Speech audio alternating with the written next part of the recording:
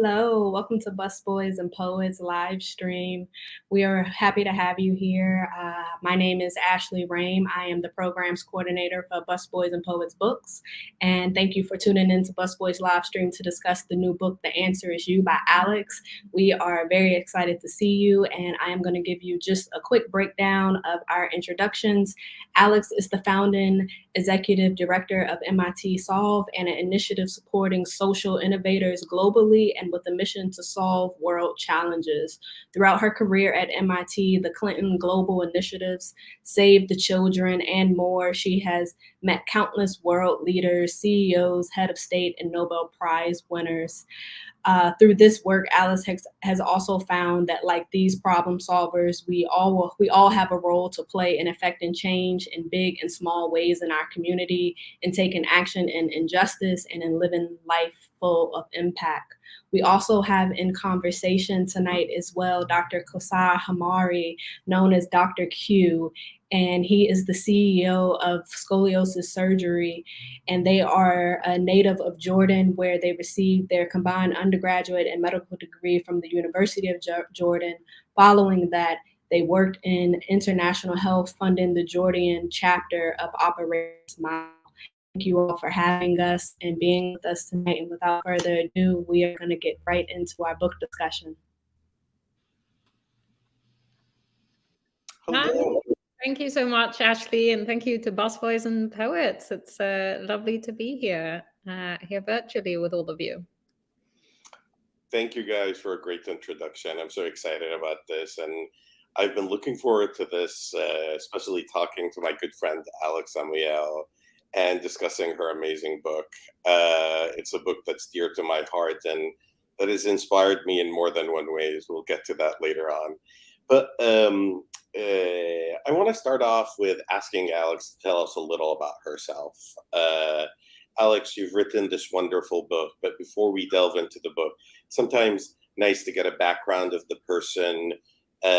Who are you? What made you get there? And what made you write this book? Oh, thank you. And lovely to see you, Q. And thank you so much for interviewing me and also for being in conversation with me tonight. So I think that I started this journey a very long time ago, probably ever since I remember wanting to have a career. I wanted initially to be a prosecutor and work in criminal justice. Then I want to be a scientific researcher and rid the world of cancer. And ultimately, I chose a career in social impact, and I started initially as management consultant, but then quickly moved on to work for an international aid agency called Save the Children, and then at the Clinton Foundation, and now with MIT Solve. And this sort of commitment to purpose evolved throughout my, teens and 20s and now 30s as I've gone through this.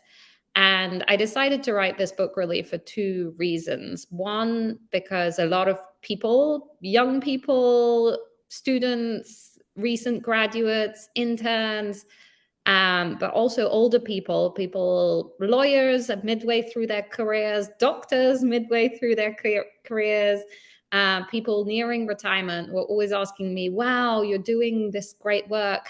What can I do and how can I get started? And I think there was a lot of misconceptions about needing to quit your job, needing to take a pay cut, those types of things that I wanted to advise on. But also throughout this career so far, I met these incredible people, social entrepreneurs, that we can talk about what that is in a little bit, philanthropists, impact investors, all these different people who are working in social impact had fantastic stories. And I wanted to tell their stories and get their advice for helping people how to live their own lives of purpose. So that's why I wrote it. I can see from your explanation that you started with the small things in life. You wanted to achieve very little. You weren't that ambitious when you started off.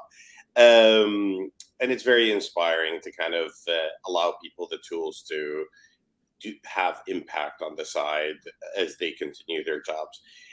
You talked about a couple of terms that actually, before knowing you, was not familiar with the terms. And so, what is a social entrepreneur? And the other question I would have is, what is impact investing? I think I have a good idea, but I probably will not do it as much justice as you would. So, if you can just tell us a little bit about these two terms. Oh, well, thank you. And yeah, there's a lot of jargon in the world of social impact in general, and that's unfortunate. We should be trying to make it as accessible of people who want to join the world and do good in the world. I think there are many different definitions of social entrepreneurs, but mine would be that you can be either a nonprofit or a for-profit organization that is working on an innovative or new solution to social good, and that could be across learning, across health, across sustainability, across economic prosperity, whatever subject it is. Some people would say it's just the for-profits, and they distinguish, social entrepreneurs as the ones who are doing for-profit work, doing good while trying to make a profit. But I would include whether you're for-profit or non-profit as well in that definition. And then impact investing is a concept that it's like partly going through a lot of media at the moment and some backlash when it concerns the sort of ESG investing. ESG stands for environmental, social, and governance. But that's a subpart of the whole impact investing industry. And that would be, if you think about money going into good things in the world, you either give it in the form of charity, i.e. grants, i.e. it's a donation, or you give it in the form of an investment where you might, or you don't give it, you invest it with the expectation of some form of financial return. And there's various parts of impact investing. There's market rate returns, and then there's concessionary returns where you might expect a lower return on the financial side because there's a higher return on the social impact side. And so if you think impact investors will invest in the for-profit entrepreneurs, whereas philanthropists would tend to invest in the nonprofits, but sometimes they also support for-profit enterprises. Okay, very thorough discussion. And but I think you are a social entrepreneur, Q, but sorry to interrupt. So you are in some ways a social entrepreneur as well, notably with your new startup. So I don't know if you want to give us an example of that as well. Well, I juggle a few different balls, and one of the things I'm involved in is I co-founded an organization called Pride Orthopedics, which is a organization that is a safe space for gay surgeons or surgeons within the LGBTQ plus community, because there was no representation within that community. It's the least diverse community in the medical field. And so our thought was to kind of create a space where people can find peers, where we can mentor people, and where we can spread and educate our peers about how they can be allies and help others who are diverse, part of the growing environment of advocacy. So that's one side, but I also, that side, I think does not fall in under social entrepreneur, because we're grant-based, we're not profit-based, but I'm also working on a startup to help educate kids with medical issues through innovative cartoons and ways of turning our perspective in the medical community from just delivering medical treatment to empowering patients to understand their choices, and specifically kids, of what's going on. So I think maybe in that definition, I would be a social or a social entrepreneur. And maybe I'll be looking for impact investing. And I have to say, I've really can trace some of this back to interacting with you. And one of my memories is from your book. I don't know, I haven't told you this before, but reading, you mentioned me in one of the chapters as someone who's comfortable with who they are, and reading about myself in your words and seeing how you saw me made me kind of get the courage to co-found Pride Orthopedics, because I thought it is important to kind of be that person as an example for others, as a mentor for others, as a someone who leads the way for doing new things. And so I would say I give you credit for helping me through seeing myself through in a different light. And so well, that's thank you so much. I think that's in chapter 4, which is where I sort of talk about how you can have impact in all aspects of your life, and that it's not just your job and your career, but it's also indeed how you use your money in terms of giving and investing and purchasing decisions, how you volunteer your time, how you look at all aspects of your life and the communities you're part of, be it, it could be a religious institution, it could be schools, it could be where in all the communities you're part of, thinking where you can exert power and influence, and where in that way you can choose things where you're going to have positive social impact.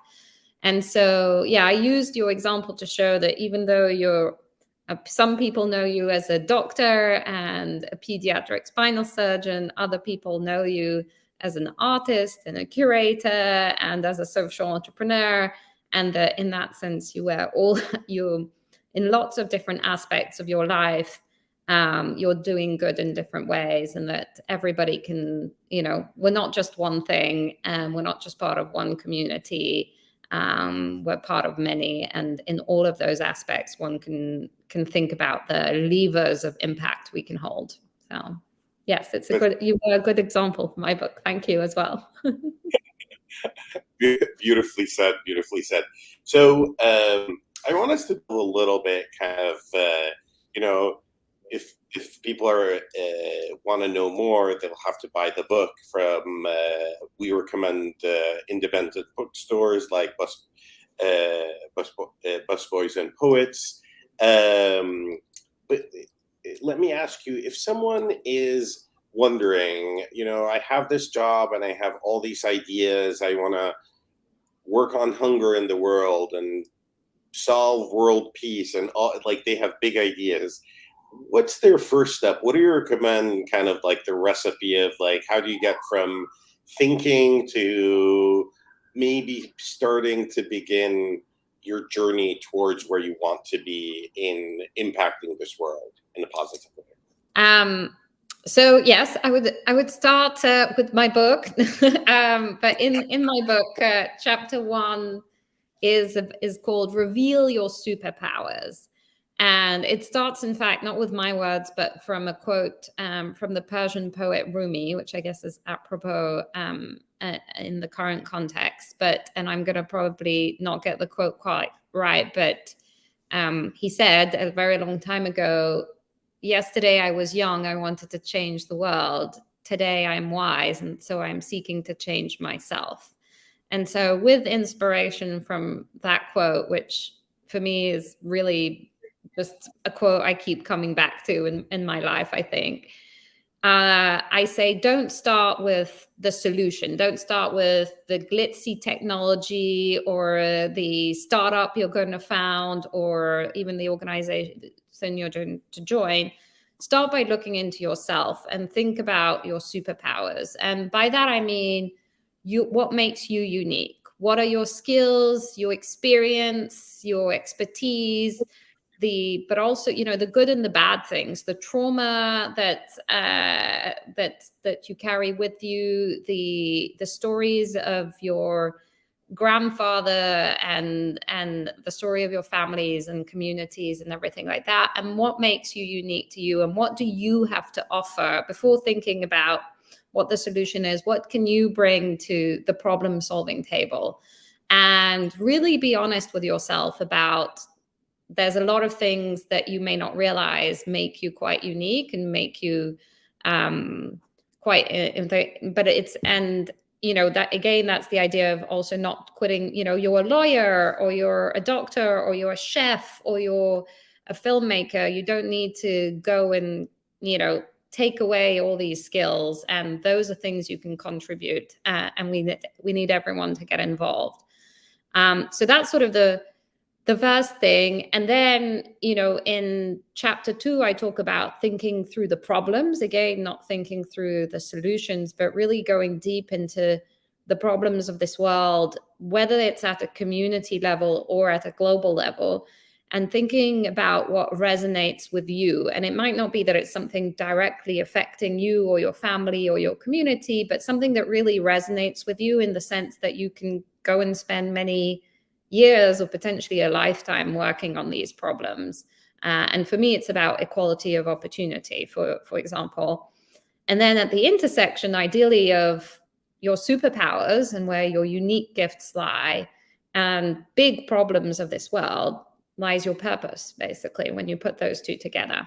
And that obviously can take years to really form in your mind. And but hopefully some of you are halfway there, either on one axis or the other. You're really clear about the problems you care about, all your superpowers, and ideally both, and then that comes together.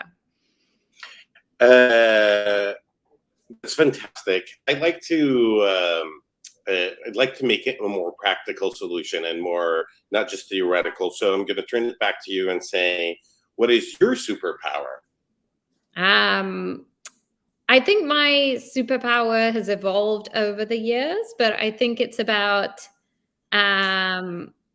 initially, I think I would have said it's about getting things done and moving things from paper to actually existing in the world. And that's probably still the case on a number of levels, and sort of really doing a lot of work building MIT Solve, for example, over the last 6 years. But I think other people now would probably say, and you might agree or disagree, but you can tell me, that I'm really good at connecting people and issues together in ways that are not unexpected or unexpected. And so making connections happen in various ways. And I wrote my mission back in, if my vision is about equality of opportunity, my mission, or if you want, my purpose, which I wrote back in the day in actually in April 2016, I remember it very well, I wrote that it's about identifying incredible innovators and solutions to big, bold change. And then it's moving people and capital and systems to support these. And so this sort of concept of connection and that superpower plays in nicely to that mission. And that's what I still get to do today with MIT Solve. So that's really good. That's amazing. I want to highlight something. How about you? What do you think your superpowers are, Dr. Q? Can I reverse it back to you and ask you that question? And well, yes, I'm going to actually answer it and include a clarification from you. One of the things I really loved about what you said is not taking only your superpowers, what you're good at, but what you're good at and your trauma. And sometimes we, at least for me, and I think a lot of people, you can find a lot of strength in your trauma, in the things that you discard. And so for me, I would say my superpower is connecting people. But one of the superpowers that I had completely not included as on the list of superpowers is being gay and being proud of my gayness. And like once I kind of like owned it, it transformed my ability to do things. So I think it's an important side to highlight that your superpowers are not necessarily what you're just good at, but what you're overcoming as well. Yeah, absolutely. There is a chapter as well, which because I go into the superpower analogy a bit too much, in the chapter titles and that type of thing. I talk about wrestling with your kryptonite, sort of in once you make your list, further into the book, once you've made your list of your superpowers, you also have to think about the things you're not good at. And that includes your biases and your privilege, and really sort of being honest with yourself about those, so that then, one, it's just good in general as a human being to practice self-awareness, but also so that you can complement those shortcomings, through the people you surround yourself with, and having a diverse perspective, so that you're not missing things. And I think that that's really, it's important in life in general, but especially in the world of social impact, which comes with a lot of colonial and neo-colonial tendencies, a lot of top-down approaches to philanthropy and social impact. Being able to recognize in yourself the biased perspectives you come with and the shortcomings you have allows you to be much more humble and to approach the work in hopefully a much more inclusive way. And we obviously need a lot more of that in this day and age. So it's both, as you think about, the trauma and the things you've overcome, those are both positive things, and also things to just remember some of the shortcomings you may have. It's just as important. That's fantastic. So now moving on to your second point. So you said once you define your superpower, then you define what you go out looking and you figure out what you connect with. So what did you connect with? So I would say the vision I have is about equality of opportunity, and that no matter whoever you are, wherever you are, no matter your zip code, the color of your skin, your gender, your ability, your socioeconomic status, you should have the opportunity to realize your full potential. And I believe this really strongly, and I think I've believed it forever. But in thinking through truly why I care about this, I think it has to do with the history of my family, basically. And as you know, because you've met some of my family, my dad is French, from Algeria. He's Pied Noir, they say, and he had to leave his country through the war of decolonization and never went back after 1962. And then on my mother's side, which is the British side of my family, my maternal grandmother was Russian and Jewish and born in 1920, and had to escape communism and anti-Semitism with the help of the American Red Cross, and was a refugee in Berlin in 1926, which wasn't the greatest of places to settle at the time. I mean, it was good for a few years. Supposedly, it was quite fun, but the family had to escape again in 1934 and was not allowed to stay in many European countries that they tried to take refuge in, and ended up in Palestine sometime before the start of the Second World War. And then she met a British soldier on the North African front. So that's the British side of my family. But so I'm an immigrant to this country of the United States, but I'm the daughter and the granddaughter of refugees, and it's pretty incredible that 1 and 2 generations forward, I joked somewhere that I have, 3 graduate degrees, 3 retirement accounts, and all of that, and that I've overcome, a lot of the dispossession that my family had to endure. And so, if I also write in the book that, you see the young Syrian woman who's crossing the Mediterranean, that was my grandmother 80 years ago, just in the other direction, and taking refuge across the Mediterranean from Europe. So I think we all have these stories in our families of various kinds, and if we we can remember them and also relate to them in various ways in our families and our communities, I hope we all support this vision that I have of equality of opportunity. Beautiful story, and you actually shared with me some details I hadn't known about your family. But that is a part that I love of what you described, is the idea of like listening to your family's history. And sometimes it's about storytelling. It's the stories we tell ourselves, whether we start the story when we were born, or do we start the story when our great great grandma struggled with the famine of God knows when. But everyone's from somewhere. Everyone has a hard, unless you're very, very lucky, but everyone's had hardship and challenges in the family that has shaped that family.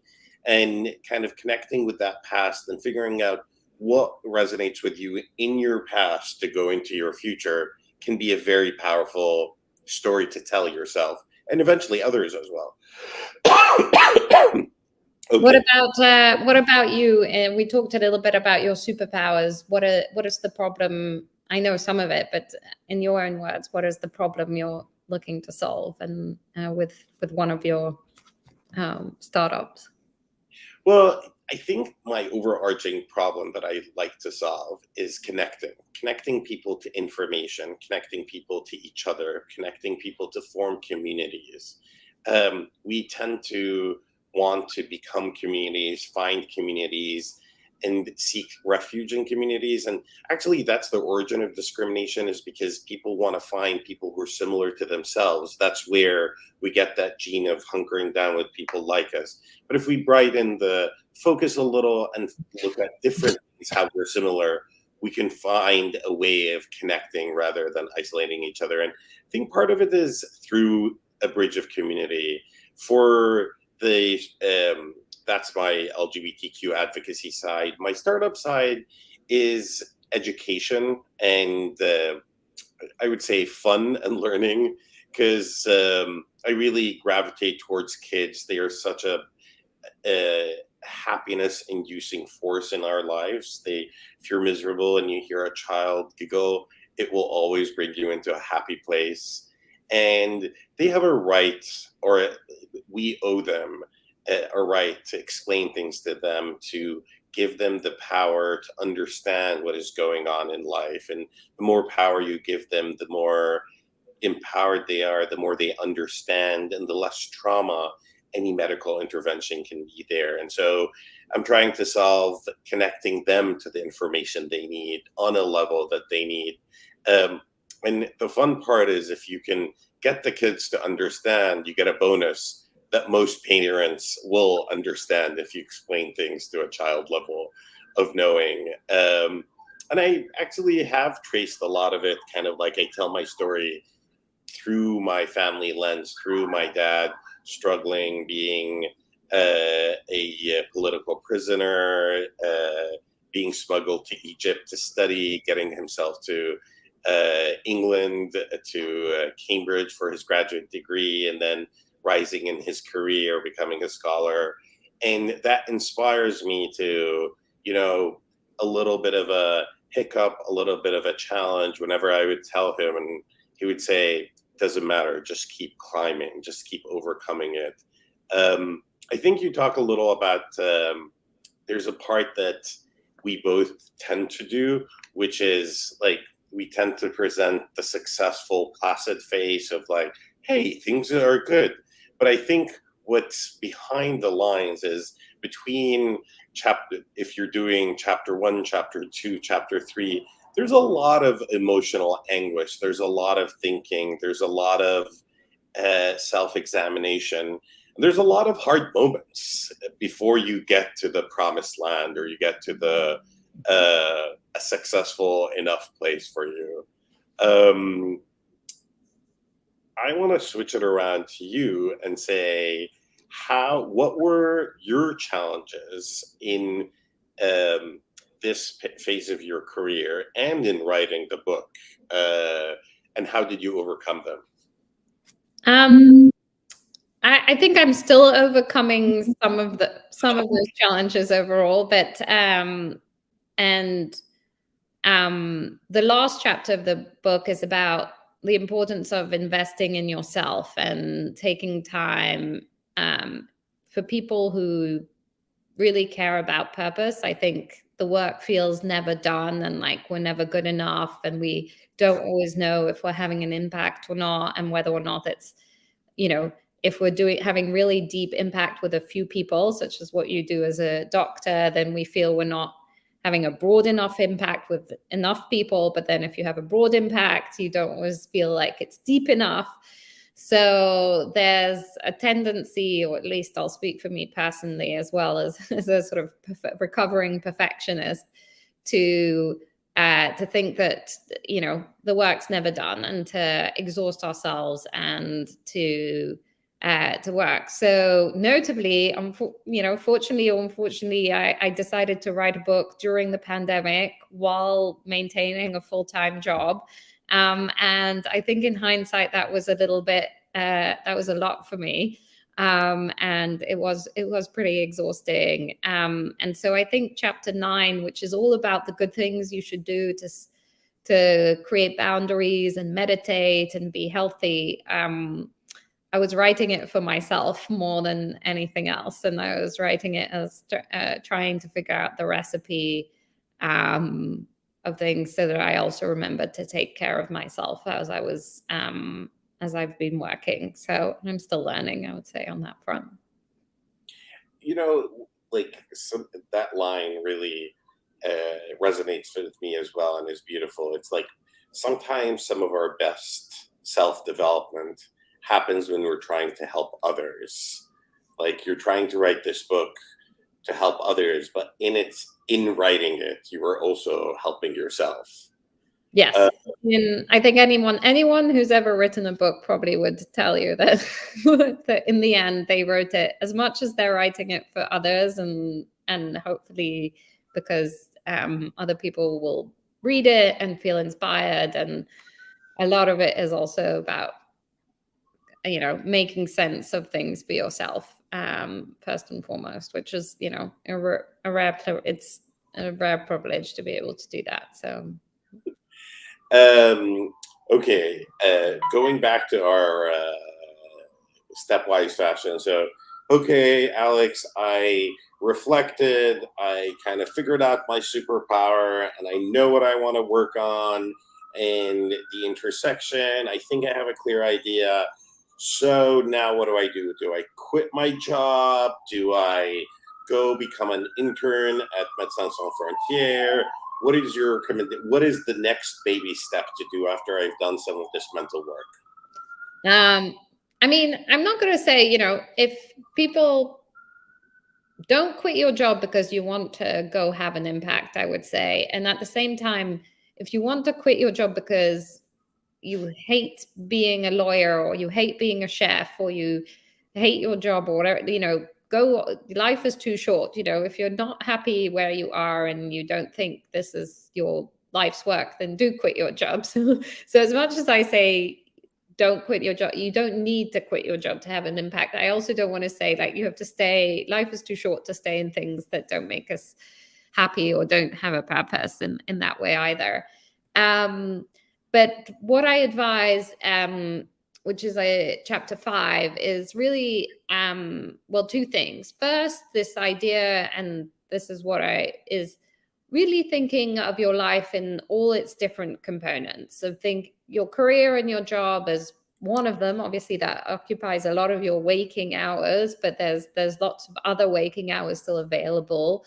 The time you spend volunteering, the money that you have, the communities you're part of, the side activities that you might undertake, whatever it is, sort of thinking through all of those as places where you have power and influence to affect change. And that can be, I use examples of students and divestment campaigns with their university endowments.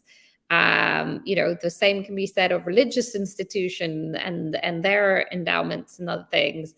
And so thinking through all these different levers And then committing, if you're really just starting out and haven't yet done too much, is starting with 10%. And I say 10% of your time and money, basically, if you can.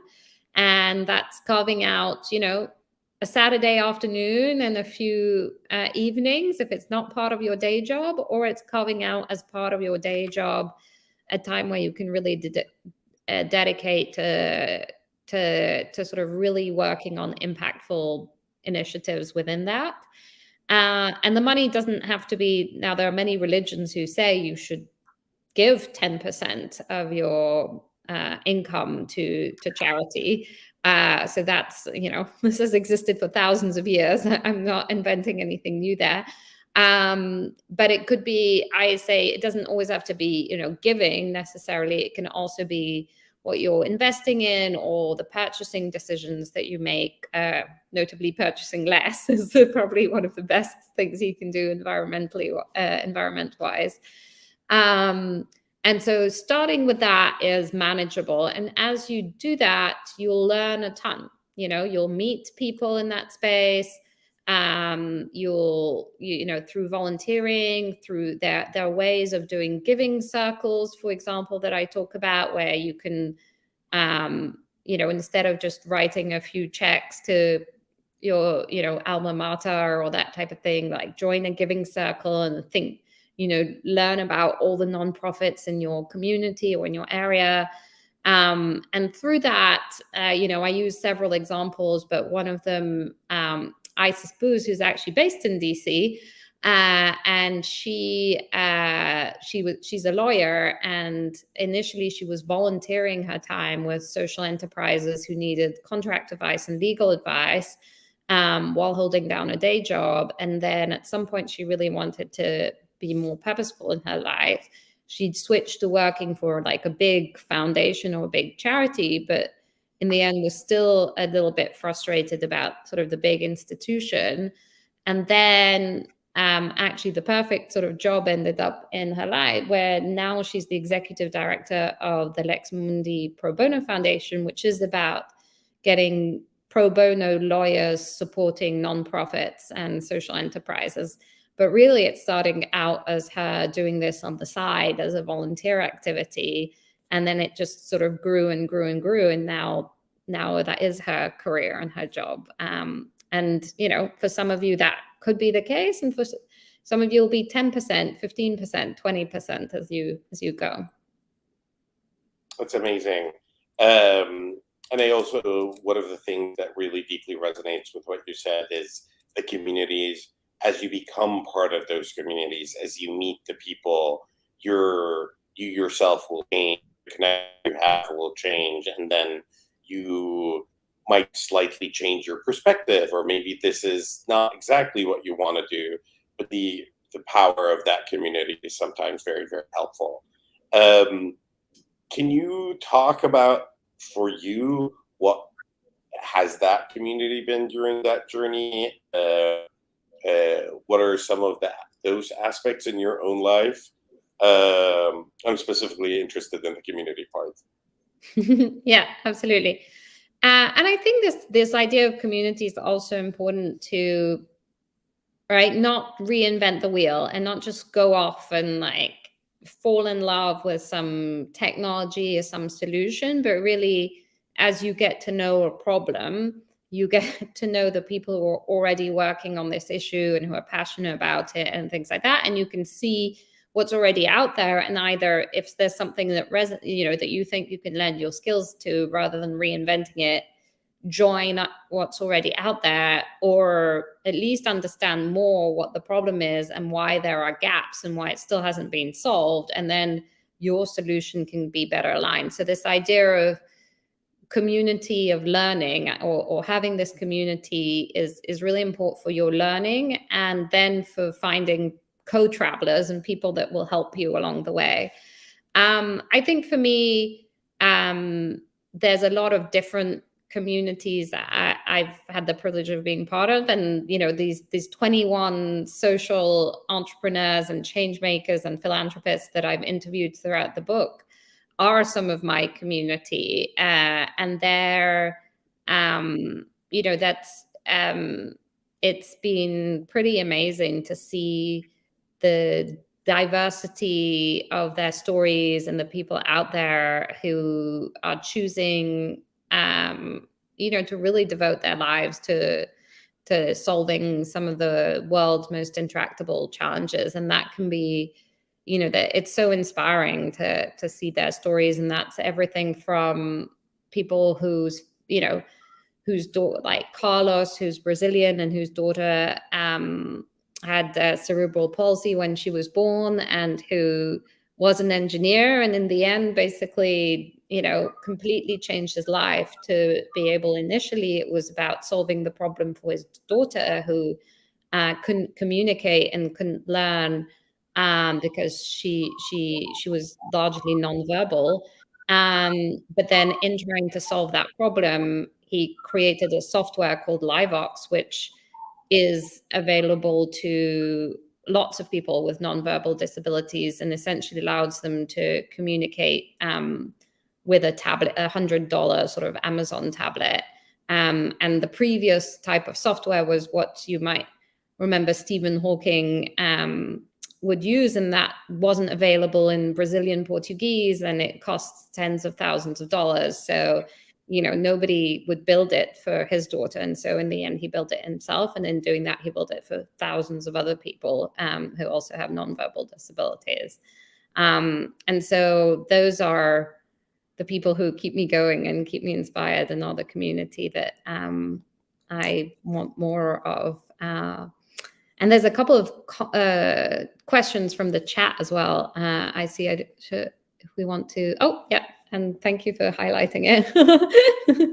So let me read it for you. How do you stay encouraged along the journey of transformation and creating positive social impact? Very good question. Yeah, so, it is a very good question. How do you do that? Well, first, I don't always. Sometimes everybody has bad days, and so I think this work is hard, and sometimes you feel like whatever you're trying to move the needle, and you're not quite getting there, and that can be quite dispiriting. But I think these stories of these entrepreneurs and change makers and what people have had to overcome, it is really inspiring day to day. And when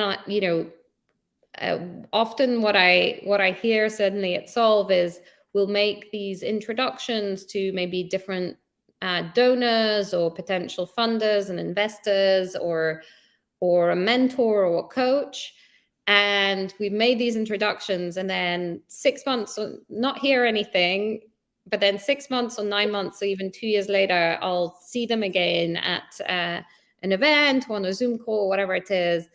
And they'll say, wow, this coach completely changed my life and the trajectory. And I've thought about the problem in completely different ways. Or, oh, this is now this has become our biggest funder. It totally changed the game for us. And I'm sort of always amazingly surprised, because we may, and it's like a lot of things that you do, you don't always see the ripple effects of how what you've done matters. But so I had that recently. A couple of the teams that we've supported, alumni teams we've supported with Solve, sort of came up to me, and I hadn't sort of stayed abreast of all their developments, but it was really fantastic to get that feedback, and really heartwarming.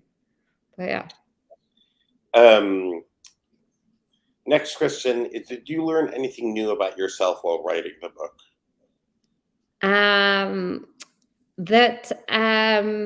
I guess a couple of things, yes. First, that sometimes you write a book for yourself rather than, or at least chapters. Like I'd say chapter 9, this chapter about taking care of yourself, I think I needed that medicine as much as I'm trying to help others and giving advice to others.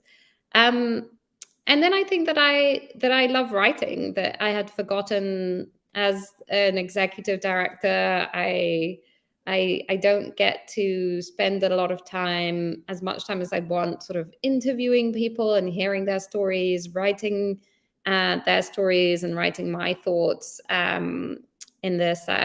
My day to day is a lot different from that in the way, and reconnecting with the joy of writing. And also when you write books, you also then read a lot more books than perhaps you've had time for, both books that you want to quote, but also just other books in general. And so through it, I've sort of rediscovered a love for the written form and books. And, and that's why I'm thankful to, independent bookstores and people like Busboys and Poets who are still trying to, because now with, videos and podcasts and etc., I think we are a little bit losing the art of long form writing, and I really enjoy it now as somebody who writes, but also somebody who reads. And I had forgotten about it maybe a little bit. So, yeah. Let's see if there's another question. If not, I have a question of my own. I think in these moments where you're trying to do such a big career, write this big book, or create Solve, it helps to have heroes. And so my question for you is, who are your heroes and why? So I have a bedroom which has Ruth Bader Ginsburg wallpaper. So I guess probably Ruth Bader Ginsburg is one of my heroes, and a book where I really discovered a lot more about her career. Actually, I mean, there's a lot of books have been written and movies written about RBG, but one which I thought was really great, I think, is called Because of Sex, from Gillian Thomas, which is 12 chapters with 12 Supreme Court cases, which give you an evolution of women's rights in the workplace through after the passage of the Civil Rights Act of 1964, and you see throughout these, like, Ruth Bader Ginsburg's influence initially as head of, I think she was head of women's rights at the ACLU, and then sort of moving on to the Supreme Court. And so definitely somebody amazing, because I have wallpaper devoted to her. Sorry that I put her on a wallpaper. But other than that, I think I think a lot of it is probably the people who are not famous and who you don't know, or, and I'd say some of the people are in this book. There's a lot, Dr. Angela Jackson's story of why she moved from corporate America to founding her own nonprofit, to then now working in philanthropy and impact investing, and the story of her grandparents and sort of good jobs is also sort of, she's like this incredible power woman. And it was, I think that's what I got to do as well, is hear a lot more the depth of people's stories past, just what they've done and what they achieved, but really go into why they were doing things. And that was really nice. So amazing. That's a much deeper answer than I would have given. Because I guess this is an important point to read the background for your heroes. There's another message question that says, what message would you have for teenage you? Any sage piece of wisdom? I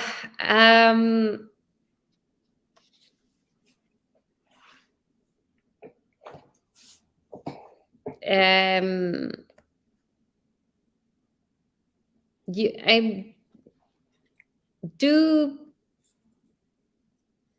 listen to people, but also listen to yourself. Okay. I think, and I certainly teenage, like my early 20s, I think, were discovering, or my 20s were about remembering to listen to other people, but also listen to the voice that was in me.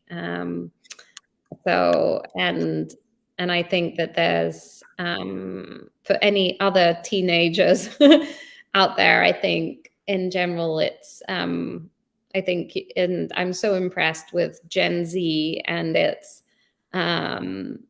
overall and its promotion of climate change and the agitation it's this generation is going. And there is a part of listening to your elders and trusting your elders and learning from their wisdom. I don't want to fully discount that, but there is also this part about like, no, the world cannot wait. And you guys, there's the teenagers among you, and I guess the early 20s, if we count the Gen Z, like, yeah, you should be really angry and try and use that anger to move towards solutions, because agitation's not just sort of, and I think you all know this, like shouting is probably only part of the answer, but don't forget that anger as you go to university or go to your studies or start work, and like put that anger towards positive social momentum. Oh. Beautifully said, beautifully said. And just a reminder for everyone who's online, type your questions if you have any questions, and do go on Busboys and Poets. Support local small bookshops when you buy this book. Remember, when you buy this book, even when you buy this book, you have an ability to have an impact, as Alex has taught us. So choose to spend those dollars in a place that sustains and nurtures such beautiful conversations. We're coming to the end of our chat, and I've enjoyed this book and the story of how you came to it. And what comes to me is like, what's next? What's next in the lifeline of Alex Amiel? Are we gonna is there another book coming? Is there a movie?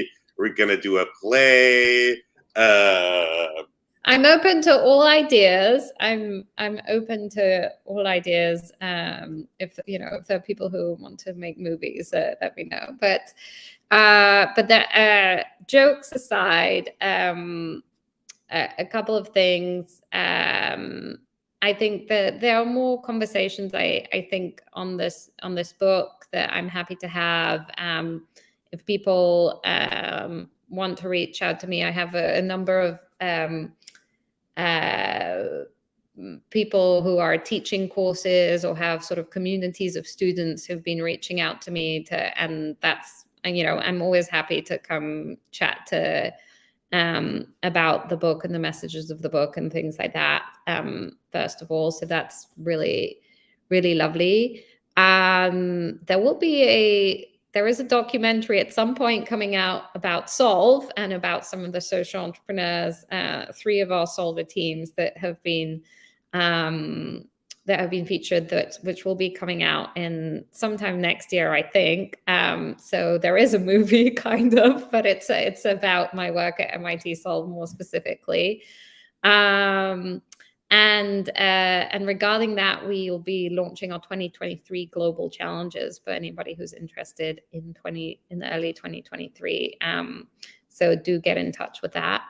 And I think for me personally, if there's ever a second book, which I'd like there to be at some point, it would be about the story of my grandmother that I just mentioned. And it would be about tracing the history, her family history and her story across, communist Russia, Nazi Germany, Palestine, and the sort of creation of Israel, and then post-war Reconstruction England, through this beautiful story of this incredible woman who ended up, being a judge and having 4 kids, and who knows whether she was a spy at various points in time, but she was an incredible inspiration as well. And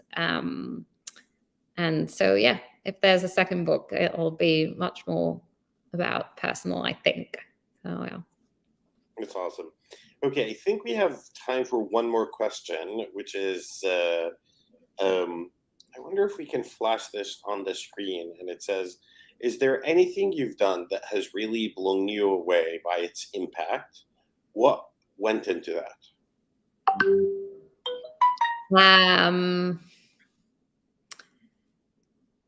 So I think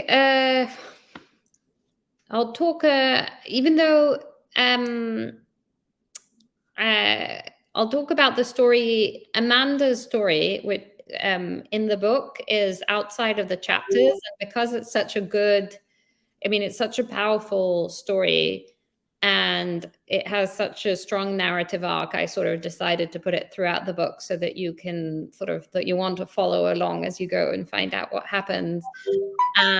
But she, and I don't want to give out the whole story away, but she's this incredible human who, unfortunately, is a survivor of rape and sexual assault when in her last semester at Harvard. And in navigating the complex, justice system in Massachusetts, realized that there were lots of things that were not set up for survivors. Notably, she had to petition the court every 6 months to not destroy her rape kit, because if she didn't, they would just destroy it. And so even though the statute of limitation for Massachusetts was 15 years, every 6 months she had to go and be re-traumatized by petitioning the court to not destroy her rape kit as she went along. And that's the only crime, we all know these stories of DNA evidence of murders, like being uncovered years later to finally find the killer, but they somehow they didn't do it. And that really tragic and awful personal story, her way of getting justice in the sense was not, in this case, she as far as I know, she hasn't brought a case or sort of brought the perpetrator to justice, but it sort of landed her to change the law both at the federal level and at the state level, that protects survivors and their rights, and as they went through. And again, this is at the time she was in her early 20s, and it's this pretty incredible story of somebody in the end sort of changing the system through sheer will and tenacity and through a lot of trauma as well. Wow, that is powerful. Sometimes to get the system right for you got to change it for everyone. Yeah. And I think we're out of time. I want to be respectful of everyone's time. I think a note that sometimes you have to change the system like Alex is doing in order to make a space for themselves. I thank the Busboys and Poets for such a generous opportunity to have a discussion with my wonderful friend, Alex Amiel. I want to remind everyone, please support her in her amazing work. Please support Busboys and Poets by going online and buying it from them. I would say do not buy it from Amazon, specifically buy it from Busboys, because that money goes to help support independent bookstores. I'm not being paid to say any of this, but this is my personal feeling. And I turn it over to our hosts. Thank you so much. Thank you so much, Dr. Q. And as well, Alex, thank you for writing this book. I thoroughly enjoyed this discussion, and I hope everyone on our live stream has as well. We're very grateful for the time that you shared with us on live at Busboys and Poets Books. And again, thank you as well, Dr. Q.